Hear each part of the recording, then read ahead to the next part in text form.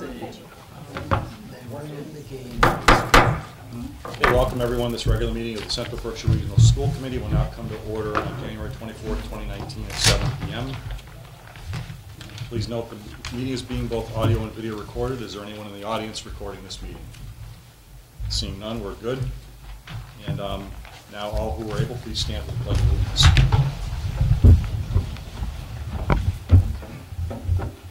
I pledge allegiance to the flag of the United States of America, and to the republic which stands one nation under God, indivisible, with liberty and justice for all. Okay, thank you. Superintendent, please take roll. Dr. Crafties? Yes. Mr. DeFazio? Here. Mrs. DiTomaso? Here. Mr. Emerson? Here. Mr. Farley? Here. Mr. Hagmeyer? Here. Mr. Hinckley? Here. Mr. Locatell will not be here. Mrs. Ladizori will not be here. Mr. Less is not here. Mr. Peters? Here. Mrs. Tucker? Here. Mr. Wayne here? Not here. Mr. Amercost? Here. We have an open seat in Washington. Mr. Bartels? Here. Our CBA rep is here. And our student rep here. We have a quorum. Okay, thank you. Chair validates this agenda in accordance with Mass General Law, Chapter 30A, Section 18 through 24 is a valid agenda. And at this time, any responses from the audience? Mr. White. As many of you know, I've decided to take another position as the technology director for the Pittsfield School District.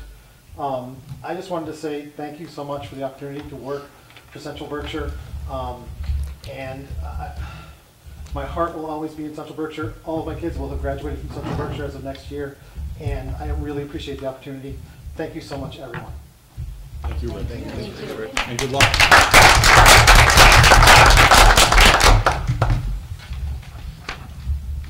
Okay, we'll move on. Anna, you have the floor. Great. So this past week, our environmental club, which is called Green Umbrella, began a new composting system, which is in our school cafeteria. We're excited to begin reducing the amount of trash that our school produces around lunchtime, and so far students have had positive responses to the change, so we're very excited for that. Yesterday, Wacona's core values were formally introduced to pretty much all the school during morning assembly.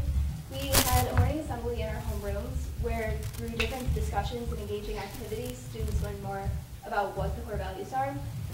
Our acronym for our core values is RISE, which stands for Resilience, Integrity, Self-Direction, and Empathy. So I'm glad that we were able to finally get that rolling, make people more aware of it. And finally, Wacona's women's basketball team recently won their 10th win of the season, and that qualifies them for the Western Mass Tourney, which we're very excited about. Thank you. Any questions for Hannah? I was there last night for the win. It was a good one. And let's see, we have, moving on to Secretary's report, would a member please make a motion to accept the minutes of the regular meeting of January 10th? I move to approve the minutes of the January 10th, 2019 meeting. We have a motion and a second to approve the minutes of the regular meeting of January 10th, 2019. Is there any discussion? Seeing none, all those in favor say aye. Aye. Any opposed? Abstentions? Motion carries. Okay, would a member please dispense with the warrants? I move that warrant number AP 2019-14 dated January 25th, 2019 from accounts payable in the total amount of $655,747.02 be approved. Second. We have a motion and a second to approve warrant number AP 2019-14. Is there any discussion? Seeing none, all those in favor say aye. Aye. Any opposed? Abstentions? One abstention, motion carries. Move to approve warrant number PR 2019-15 dated January 24th, 2019 from payroll in the amount of $622,275.43. Second. We have a motion and a second to approve warrant number PR 2019-15. Is there any discussion? Okay, seeing none, all those in favor say aye. Aye. Any opposed? Abstentions? One abstention, the motion carries. Move to approve warrant number PR 2019-15D dated January 24th, 2019. Accounts payable from agency accounts and payroll deductions in the amount of $235,543. Second. We have a motion and a second to approve warrant number PR 2019-15 Delta. Is there any discussion? Seeing none, all those in favor say aye. Aye. Any opposed? Abstentions? One abstention, the motion carries. Okay, thank you, Mr. Hinckley. You're welcome. Would a member please make a motion for acceptance of donation from General Dynamics for Wacona Regional High School robotics? Be it resolved that the Central Berkshire Regional School Committee accept the donation of $1,000 to the robotics gift account from General Dynamics for robotics at Wacona Regional High School as recommended by the district treasurer. Second. Okay, we have a motion and a second to accept the donation from General Dynamics for the Wacona Regional robotics. Is there any discussion? Seeing none, all those in favor say aye. Aye. Any opposed? Abstentions? Motion carries, and thank you out to General Dynamics. Under communications for report of the chair, the next article of business, we still have the town of Washington School Committee vacancy. And as I noted before, if any of you know anyone in Washington who would be interested in being on the school committee, it would be an appointment at this point in time. The seat's term does end in 2020, so it'll only be for 2 years, but we very much appreciate it, as you all know. And let's see, appointment of district treasurer. I did not have to look yet. Would a member please make a motion to appoint the district treasurer? Be it resolved that Richard Jetty be appointed district treasurer from February 1st, 2019 through November 2019. Okay, we have a motion and a second to appoint a new district treasurer. Our previous one, Kenny, retired, so that is why we have this motion on the table this time. Is there any discussion? Okay, seeing none, all those in favor say aye. Aye. Any opposed? Abstentions? Okay, the motion carries. I do want to say that a couple of mistakes were found in terms of the subcommittee assignments, so I'm going to send this out again with some corrections. I added Mr. Peters twice, so he must be blown subcommittees, but I'll get those back out. I want to make sure everybody's okay with where they are on this, because we do need to balance all the subcommittees, like I said before. Okay, so we're good to go, with the exception of a few changes. All right, thank you. Next order of business is subcommittee reports and recommendations. Dr. Kraft-Reese for curriculum, please. Sure. When we met last time, we discussed the overnight field trip for the Wacona Business Professionals of America to Framingham, Massachusetts. The dates are Saturday, March 2nd through Monday, March 4th. They're going to be leaving at about 7:30 p.m. on Saturday and returning about 4 p.m. on Monday. They will be staying at the Sheraton Framingham. And it's an annual state competition for Wacona's chapter of Business Professionals of America. And students will be competing in both prepared and written events that focus on business, technology, and career-oriented topics. Students who compete at this conference have the opportunity to qualify to the national competition, which is scheduled for May in Anaheim, California. So be it resolved that the Central Berkshire Regional School Committee approve an overnight field trip for the Wacona Business Professionals of America to Framingham, Mass., March 2nd through 4th, 2019, as recommended by the Curriculum Subcommittee. Okay, we have a motion and a second for approval of an overnight field trip for the Wacona Regional Business Professionals of America to Framingham, Mass.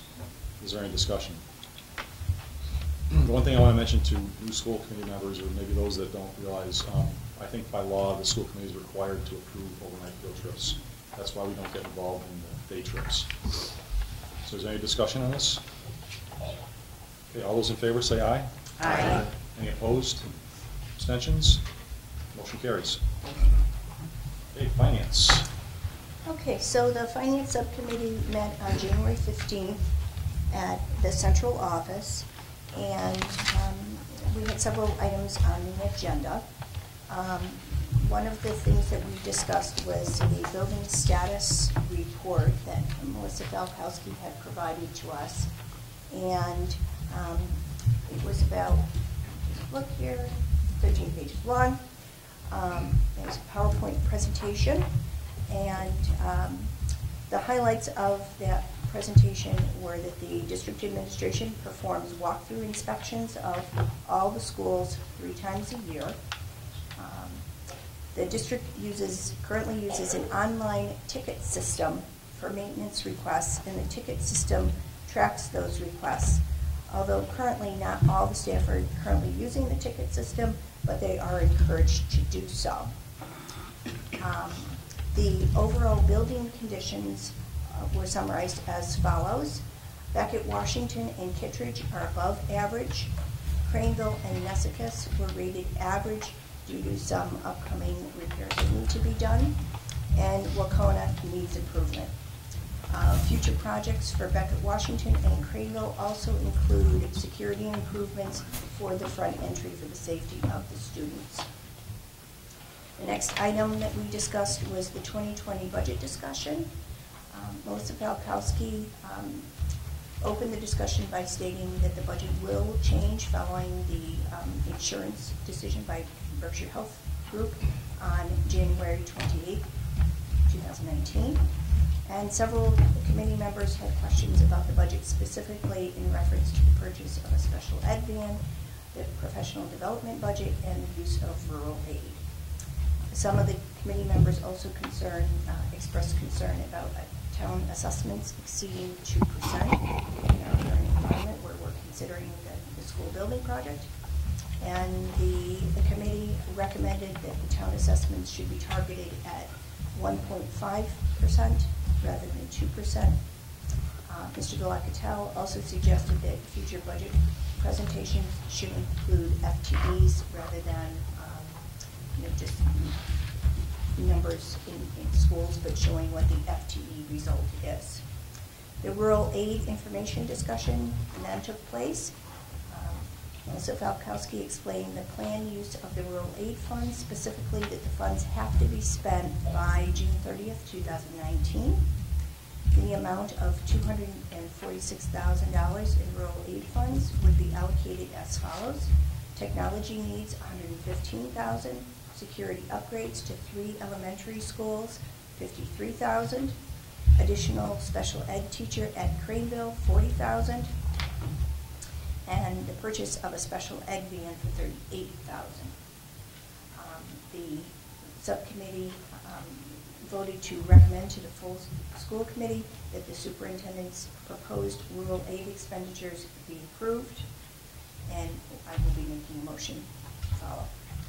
There was no executive session, and our next meeting will be held on January 29th, 2019 at 5:30 p.m. at the central office.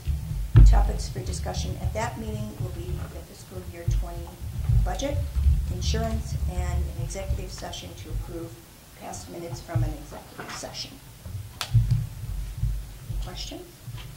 Just one comment. The presentation that was given that night, can you make sure that is available online in the subcommittee report? Yes, we can. Okay, Thank you. I would have shared it, but I wrote notes all over. So the motion I'd like to make is be it resolved, Central Berkshire Regional School Committee approve the expenditures as listed totaling $246,000 for the use of rural aid funds as recommended by the Finance Subcommittee. Specifically, technology needs $115,000, security upgrades to 3 elementary schools, $53,000, addition of a 4th special ed teacher at Craneville, $40,000, and the purchase of a special ed transportation van for $38,000 for a total of $246,000.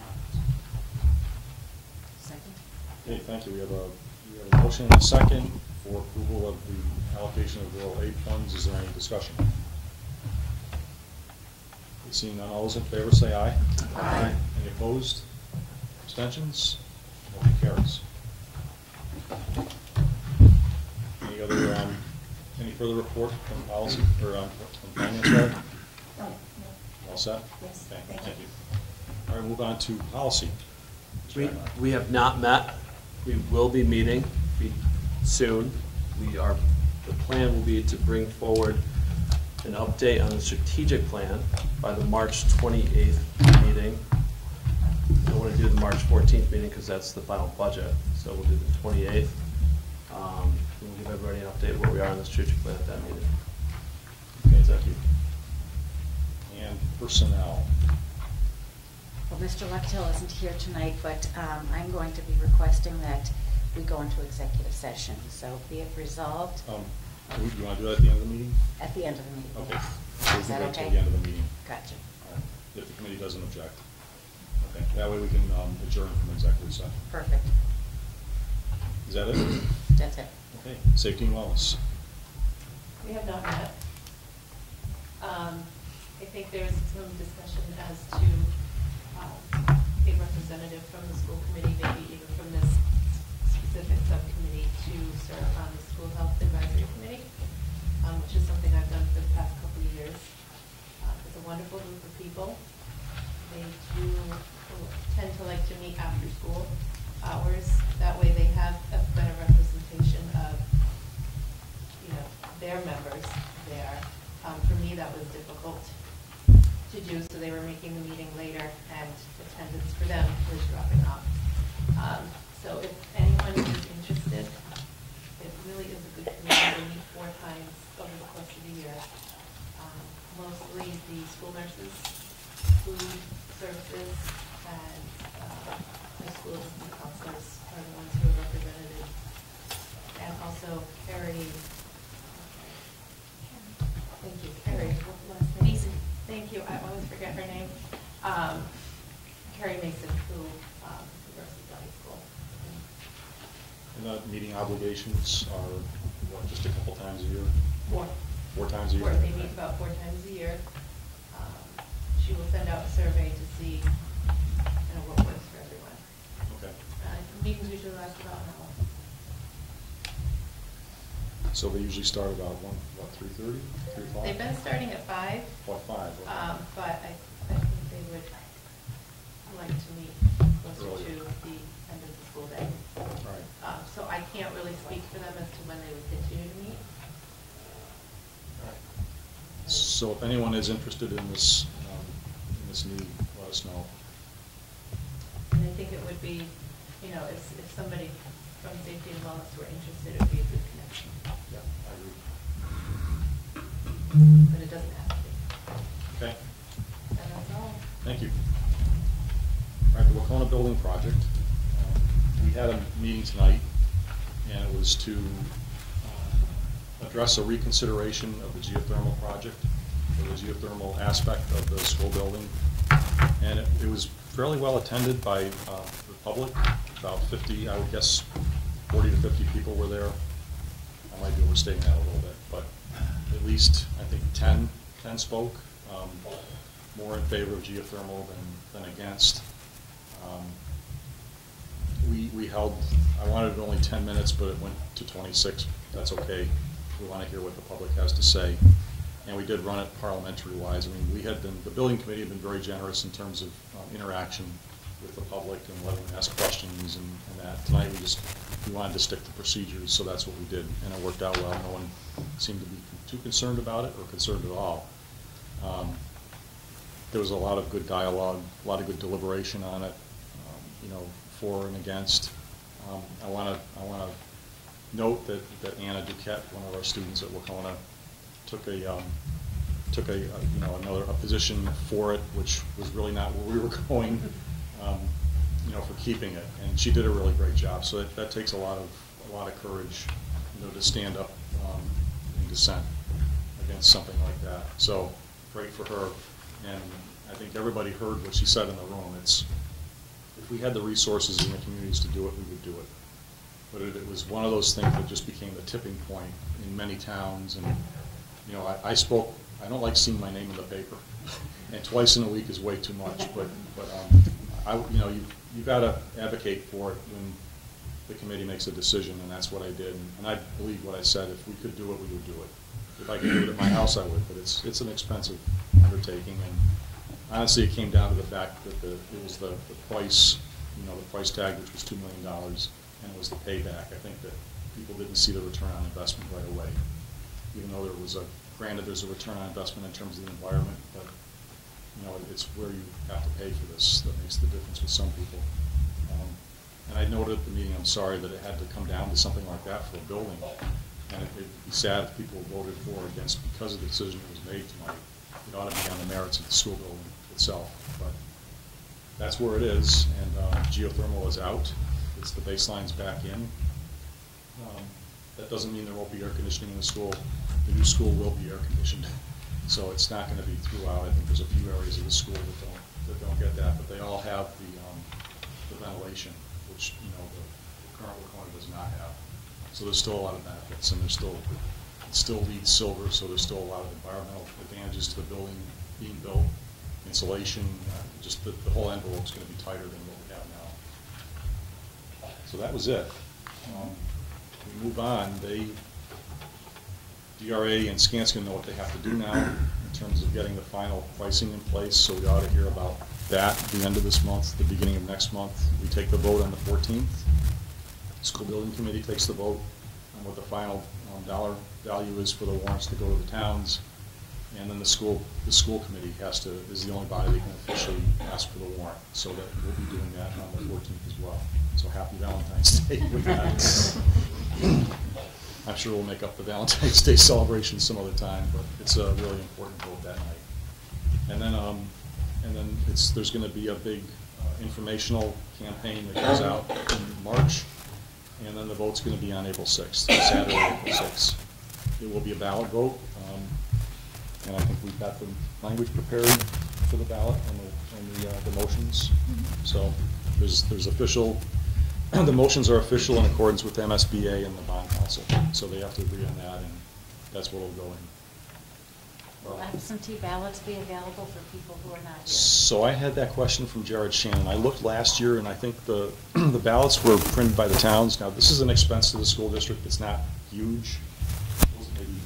It was under 10,000. It was under 10,000 for the feasibility study. So we'll reimburse the towns for all their costs of having the vote that day and printing the ballots. But I think 2 weeks is what I remember last time. So we're going to go through and verify that again. Like I said, Jared Shannon asked me that question too, and I didn't have the immediate answer, but our intent is to get the letter. The superintendent has to send a letter to all the towns after the vote on the 14th. And from that, they'll have the language for the ballot, and they can print them up, and the district will reimburse, and we go from there. So I would hope that the ballots could be available sometime in March. You know, but again, that's up to the town clerks when they do that. You might want to also, while you're asking about absentee ballots, also inquire whether or not early voting might be possible. Okay. You can pick up the ballots ahead of time. That's been. You got to get a message out to all the clerks to just prep them for this. Yes.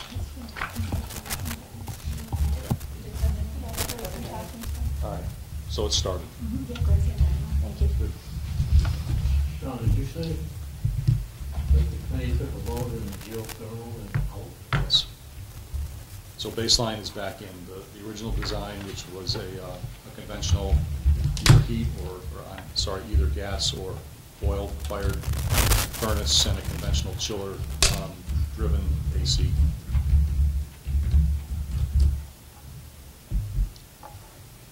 Anything else? No, I mean, the next thing really is just to get back to there's an advocacy group that is formed at Wacona that Jared Shannon is leading, which is excellent, and some businesses that are getting behind the support of it. So just the community nights are coming up. Mr. Robb also has 2 more tours, so I'm very conservative with the use of the all-call system. I really want people to not be desensitized to it in case we ever had an emergency. But as we get closer to the building project, I will announce a few of those things just to make sure people actually know that opportunity exists. So I will let people know there's going to only be 2 more tours coming up in the next couple weeks, as well as then obviously the community nights, which are listed. But we just want to get back to really just pushing the message out about the date on April 6th. Yes, yep, Melissa got the community nights in the Eagle. And the doors. Okay, any more questions on the building project? Okay, we'll move on to superintendent's reports and recommendations. So I will, the first one, Hannah did a great job of describing, so I was impressed with that, because I've been at, with Leslie Blake Davis and Patty Roby at Harvard with the instructional rounds, and they have a really robust composting program. So when I caught my eye when I saw the bins set up at Wacona today and the informational pieces that go with them, and then students are taking on a role of educating how they need to be used, and it really is the exact same model they used at Harvard. So really impressive. So, but Hannah did a great job with that. If you're in the Wacona cafeteria, you can actually see the different bins. The Stop the Bleed training, that really is something I should give credit to. Melissa Falkowski organized that with Trooper Kanata, and then Ray Farron, from Beckett Ambulance, right? Is that the name of the company? Who's been excellent. So really, Trooper Kanata is very strategic in his plan for us to continuously build our capacity in certain areas. You know that we've done a lot with the lockdown drills. We did the reunification drills last year. This year, he really wanted to push out the Stop the Bleed training, which is a national awareness campaign just to give people the basic knowledge around life-saving techniques in the event of a trauma. I did not know, and you kind of probably see in the information, that it's the #1 cause of preventable death is the inability to stop the bleed. So really great training, and we had nurses who had come in and provided the training. We've had all of the nurses trained here, school administration, and we are setting up the training for bus drivers as well as the drivers of our special education vans. So went very well, and I just appreciate kind of the attention and the planning that Trooper Kanata brings. He's not solely reactive, it's very proactive. I did include the letters to the select board. I have not gotten any specific requests to meet, which is fine. I think that a lot of people anticipate they'll come to the 7-town meeting, but if you hear people say that they do want to meet, sometimes people will say that but not reach out, just let me know, and I will certainly reach out to them, but I did send that out just to give the offer, especially with the building project coming up. I did include school choice numbers. This is what we have right now. We will bring more information on this when we have more information later in the year after Greg has gotten some more state reporting. But we did receive 49 new students in through school choice this year. The highest number of students that came into the district was in 6th grade. We have 198 students currently in the district. It's the numbers on the students who are out of the district that are not fully confirmed right now for us to share, but we will bring those numbers. That's also a moving target. But it kind of shows you where we're at. All of the schools do have students for school choice. All the schools did receive new students this year. Gives you a little breakdown there. And if you ever have specific questions about numbers and those kinds of things, feel free to send me an email, and I'll make sure I have that with me at the meeting. Please do that. A good recommendation, I think it was from Mr. Amerclass, came out of curriculum. Just all of our principals send out excellent communication. They send out internal weekly communication to their staff, but they send out a weekly communication to parents. Some of you who are parents are receiving them, but what we did is we added them all to each of the school's websites so that anybody could access them. So if you're interested in looking at what Mr. Rob is pushing out, you can go and you can look at it. But the other benefit is if a parent misplaces it, you don't have to go hunting and gathering through your email. They're all archived right on the site. So we did do that. That's up there, and they'll be continuously added in real time. So I did note the upcoming meetings that we have for the tours, the community evenings. We will have a presentation on the 28th on instructional coaching, and I'm really excited because I'm actually going to add a name to it. Leslie Blake Davis, who's our Director of Teaching and Learning, Patty Roby, who's our instructional coach, Colleen Traeger, who has the teacher perspective of being coached, but Sean Therian's going to participate as well.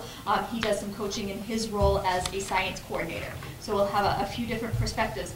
The only thing I wanted to add that I didn't get in here because it was kind of a quick turnaround with the holiday weekend and whatnot, but we do have a date confirmed for our Equity and Diversity Steering Committee, and I'm really excited for that work to start. That's January 31st here at 6 p.m. at Nessacus.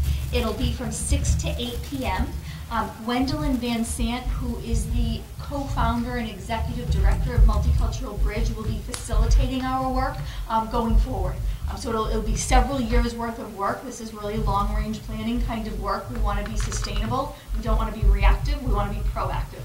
So she's really going to be working with us on building cultural competencies and beginning to look at systemic changes that we can make as a community.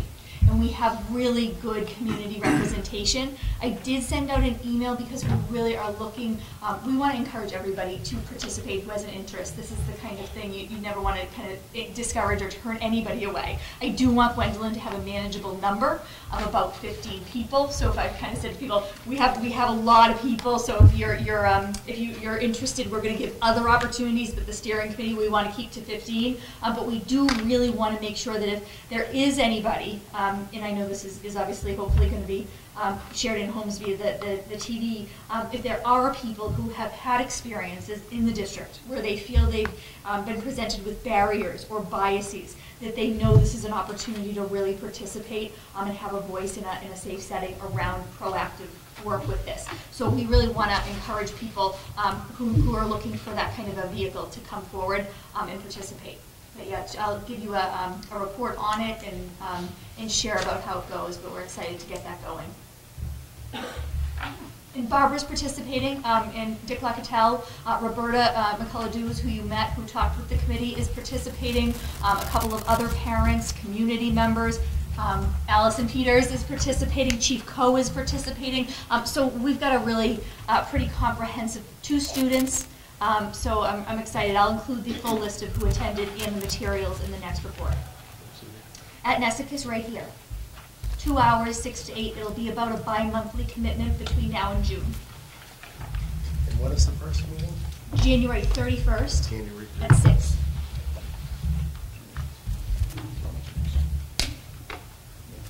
Oh, I did. Didn't I? You mentioned people need review. The letter, so, oh yeah, just to make sure, the letter that I mentioned is right behind my report. That's the one I sent to the town saying if you do want to meet with me. But again, sometimes people will chat in the towns and say, oh, I haven't had an opportunity to meet, but they don't call me, so just facilitate getting me, and I'll call them. I'll find them. So just another point here to drive it, again, this is the 7th town meeting on February 21st that we have planned. It's going to be here at 7 p.m. So the 7th town meeting is here, in here, at 7 p.m. that evening. That is school break, so it's a risk that we take, but we try to usually get the meeting during a better time that month if we can, but this is the only time we can do it wedged between our other meetings. So we've had good participation in the last several years. Just about every town shows up to this. They have at least one select board member, sometimes town administrators if they have one, and maybe one person from finance. So it's a good group of people that let us know the pulse of the towns. Superintendent's also noted several personnel changes, one of which is Mr. White. Congratulations again.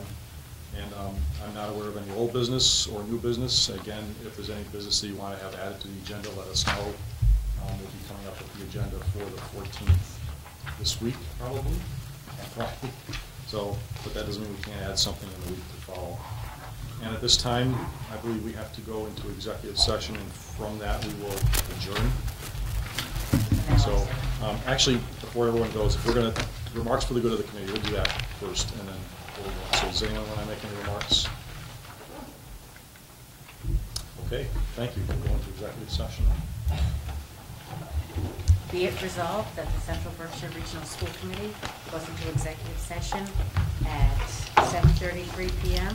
in accordance with MGL Chapter 30A, Section 21A3, to discuss strategy in preparation for negotiations with the CBRSD unit, for which the chair has declared an executive session is necessary to protect the bargaining position of the committee and to not reconvene at the conclusion.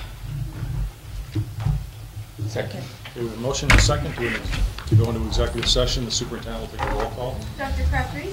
Yes. Mr. DeFazio? Yes. Ms. DiTomaso? Yes. Mr. Emerson? Yes. Mr. Farley? Yes. Mr. Hagmeyer? Yes. Mr. Hinckley? Yes. Mr. Peters? Yes. Mrs. Tucker? Yes. Mr. Arrokost? Yes. I didn't see it. We're in executive session. Okay.